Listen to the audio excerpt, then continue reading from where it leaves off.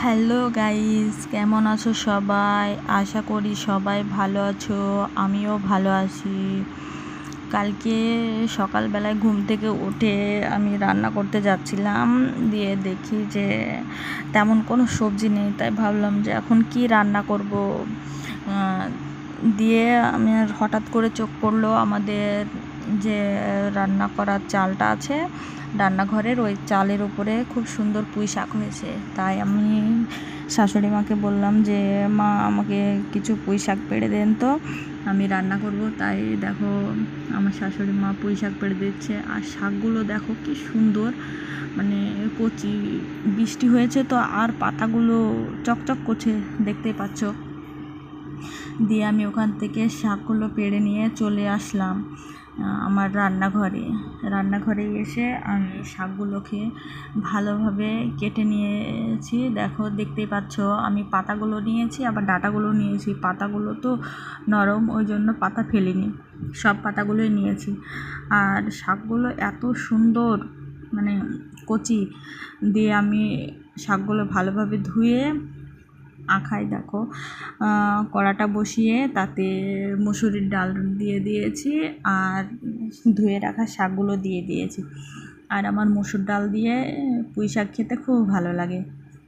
আমার মতো কার কার পুঁই শাক খেতে ভালো লাগে মসুর ডাল দিয়ে, কমেন্টে বলবে। হ্যাঁ, আমি দেখো শাকগুলো দিয়ে দিলাম, তারপরে কিছু কাঁচামরিচ ফালি করে কেটে দিয়ে দিলাম, আর একটা পেঁয়াজ কুচি দিয়েছি, আর দিয়েছি পরিমাণ মতো লবণ।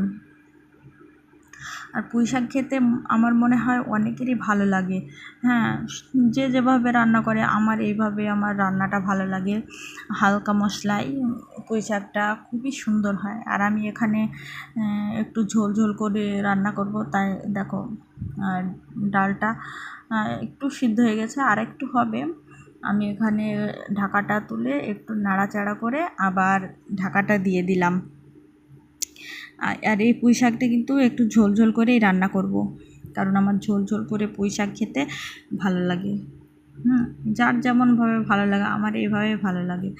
দেখো পুঁই শাকগুলো ভালোভাবে সেদ্ধ হয়ে গেলে তাতে আমি দিয়ে দেবো সামান্য হলুদ, সামান্য একটু হলুদ দিলেই হবে।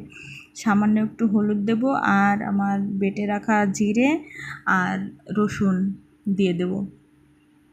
ওটা দিয়ে হালকা একটু নাড়াচাড়া করে 2 মিনিট ফুটিয়ে নেব। 2 মিনিট ফুটিয়ে নিলেই রেডি আমার পুঁই শাকের তরকারি। ওটা ঢেলে নেব।